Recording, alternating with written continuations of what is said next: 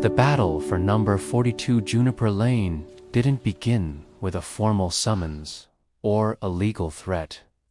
It began with a small, neon-orange slip of paper fluttering under the windshield wiper of Arthur Pendergast's 2018 Subaru. To Arthur, a retired middle school science teacher with a penchant for corduroy and a lifelong devotion to the order Lepidoptera, the note was an affront to his very soul. It read, in crisp, bureaucratic Arial, violation notice. Property maintenance standards. Excessive weed growth and unkempt lawn. Please remediate within 48 hours to avoid fines. Here are Arthur some looked native from the seeds slip for of your paper garden. to Thank his you, front Arthur. yard. It's beautiful. Inside, Look, a pollinator habitat. what the Juniper Valley Homeowners Association saw as excessive weed growth, Arthur saw as a masterpiece of ecological engineering. Where his neighbors had uniform blankets of Kentucky bluegrass, thirsty, sterile monoculture that Arthur privately referred to as green concrete, he had a riot of color. There were the deep purples of ironweed, the golden explosions, Susans, and the delicate, milky stalks of common milkweed, currently hosting 3 very hungry monarch caterpillars. This wasn't just a yard. It was a certified pollinator habitat. He had the plaque from the National Wildlife Federation to prove it, though it was currently partially obscured by a particularly enthusiastic patch of wild bergamot. The architecture of a conflict. The Arthur, your conflict ironweed is escalated taking over on the sidewalk. Tuesday Nonsense. when It's a Brenda, certified pollinator the habitat. HOA weed. president and unofficial czar of curb appeal, pulled up in her white SUV. Brenda was a woman who measured the success of a life by the sharpness of a hedge's edge. She didn't step onto Arthur's property. She hovered at the perimeter, as if the biodiversity might jump onto her polished loafers. Arthur, she called out, shielding her eyes from the sun. We talked about the meadow look. It's not working for the neighborhood aesthetic. The Miller family is trying to sell their house across the street, and their realtor says, your garden looks like an abandoned lot. Arthur And for our stood up, pollinators, a living wiping example. soil from Behold, his knees. the Monarch. Brenda, it's not a metal look.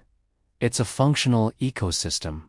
Those weeds are supporting 4 species of endangered bees and providing a migratory corridor for monarchs.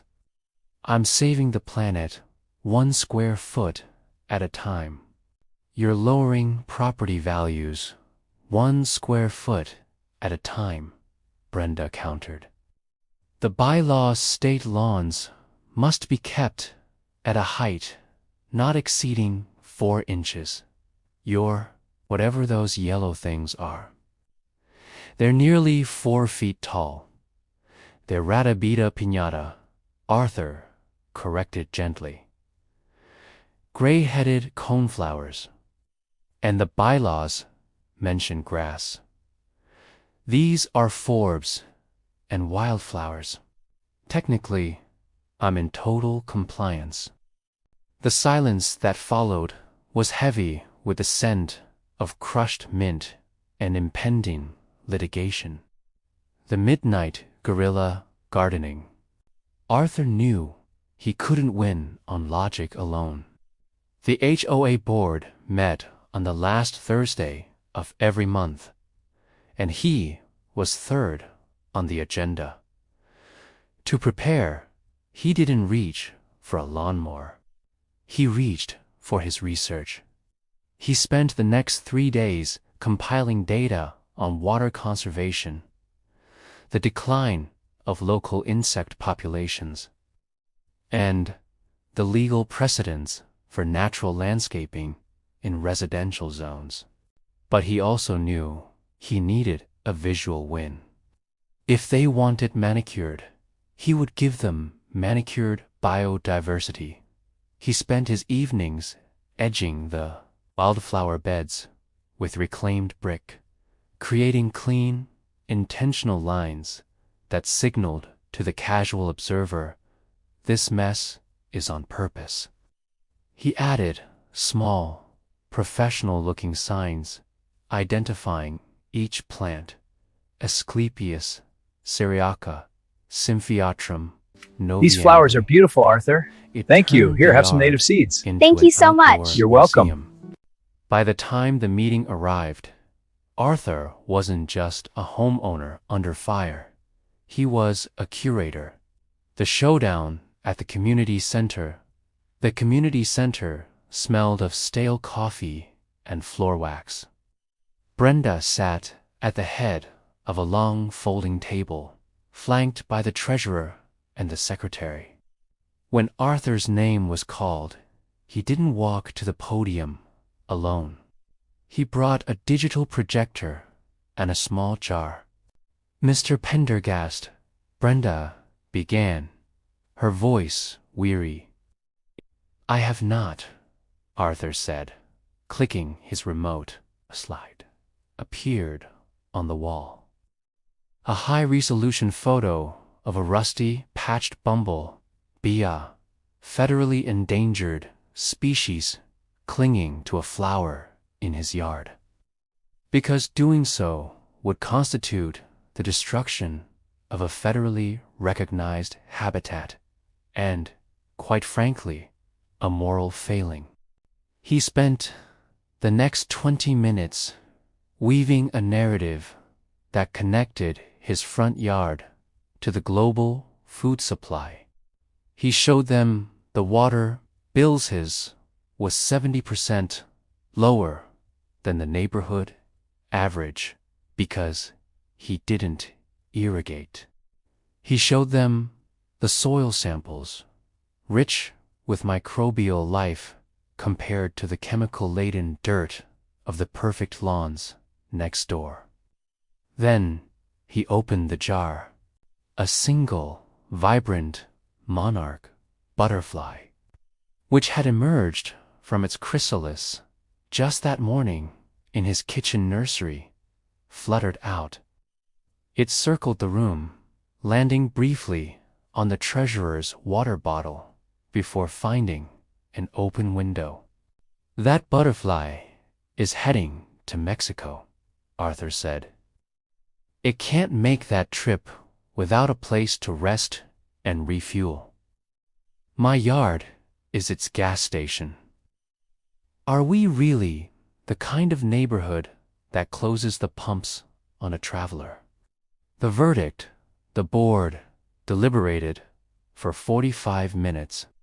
When they returned, Brenda looked less like a czar and more like a woman who had just realized she'd been shouting at a forest for being too leafy.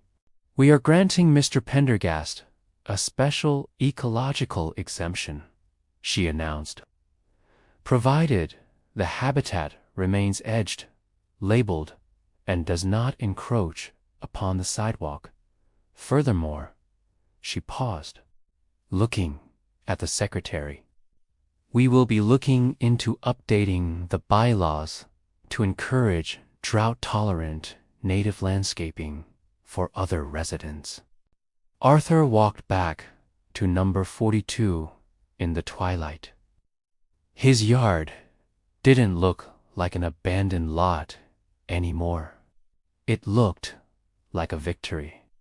As he reached his porch, he saw a neighbor, the one trying to sell the house standing by his fence, reading the sign for the wild bergamot. Does it really attract hummingbirds? The neighbor asked. Arthur smiled. every morning at 7 a.m. "I've got some extra seeds if you want to start a patch." A growing movement, the Great Weed War of Juniper Lane, ended not with a whimper, but with a bloom. Arthur's yard became a local landmark, a vibrant, buzzing middle finger to the cult of the perfect lawn.